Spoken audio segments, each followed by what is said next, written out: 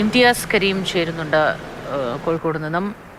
ഇംതിയാസ്, വ്യോമഗതാഗതത്തെ കാര്യമായി തന്നെ ഈ പ്രശ്നങ്ങൾ ബാധിച്ചിട്ടുണ്ട്. പ്രത്യേകിച്ചും നമ്മുടെ നാട്ടിൽ നിന്ന് നിരവധി പേർ ഈ ഗൾഫ് രാജ്യങ്ങളിലൊക്കെ ജോലി ചെയ്യുന്നതാണ്. വിമാന സർവീസിന്റെ കാര്യത്തിൽ അവിടെ നിന്ന് കരിപ്പൂരിൽ നിന്ന് കിട്ടുന്ന ഏറ്റവും പുതിയ വിവരങ്ങൾ എന്തൊക്കെ?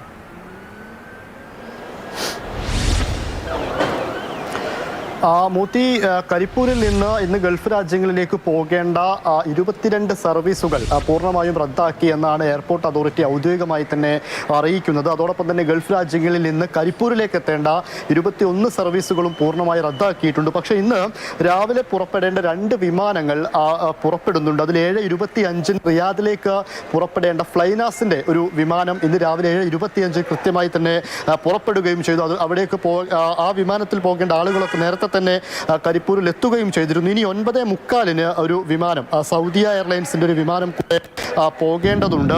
അതിലേക്കുള്ള യാത്രക്കാരും ഇപ്പോൾ എയർപോർട്ടിലേക്ക് എത്തിക്കൊണ്ടിരിക്കുകയാണ്. 2 വിമാനങ്ങൾ, റിയാദിൽ നിന്നുള്ള 2 വിമാനങ്ങൾ കരിപ്പൂരിലേക്ക് എത്താനുണ്ട്. 9:45 ആ വിമാനം 8:10 കൂടി കരിപ്പൂരിൽ എത്തുമെന്നാണ് അറിയിച്ചിരിക്കുന്നത്. അതിൽ റിയാദിൽ നിന്നുള്ള ആളുകളൊക്കെ ആ വിമാനത്തിൽ ഉണ്ട് എന്നുള്ളത് കൂടിയാണ്.